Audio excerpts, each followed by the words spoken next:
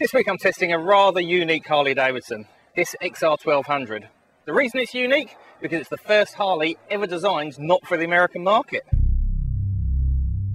In Europe last year, Harley Davidson sold over 13,000 Sportsters, so as you can imagine it's quite an attractive place for them. Harley wanted to capitalise on those sales. They wanted something a bit more sporty in the Sportster range, as it were.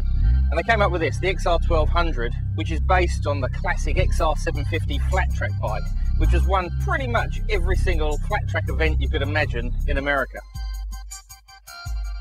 The Sportster range has been around for ages and is pretty much tried and tested, but with the XR1200 they've added a few little hot up bits pretty much to make it a hot Sportster. In the motor it's had hot cams, it's had a lighter flywheel, adds an extra 1,000 to the RPM, and various other little bits and pieces, which means it's pushing out about 90 horsepower, which for a Harley Davidson, especially a pushrod one, is pretty respectable. The chassis too's had a few little tweaks. The engine's still rubber mounted, so it's still protected from those vibrations, but they've tweaked it here and there to improve on the handling. The swing arm's been stiffened. It's 40% more rigid than the other Sportsters. So as you can imagine, the handling's going to be there too. Really though, it's the tyres that you've got to look at to see exactly what this Sportster's all about. It's got an 18-inch wheel at the front, wearing a 120 tyre. It's got a 17-inch wheel at the rear that's got a 180 on the back. It's got Dunlop qualifier tyres on it as well, which therefore shows that this bike is meant to party. So, it looks pretty good on paper. What's it going to be like on the road?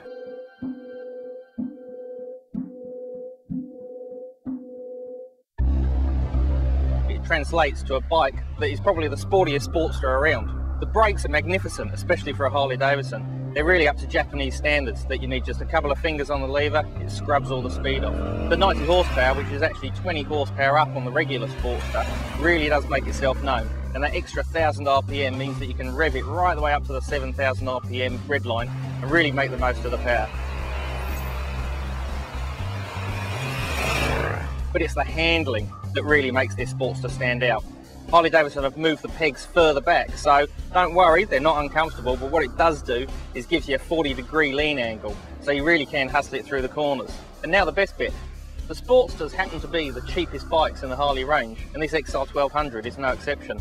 It's $16,750 plus on-road costs, which really is a snip to pay to become a part of the Harley Davidson club.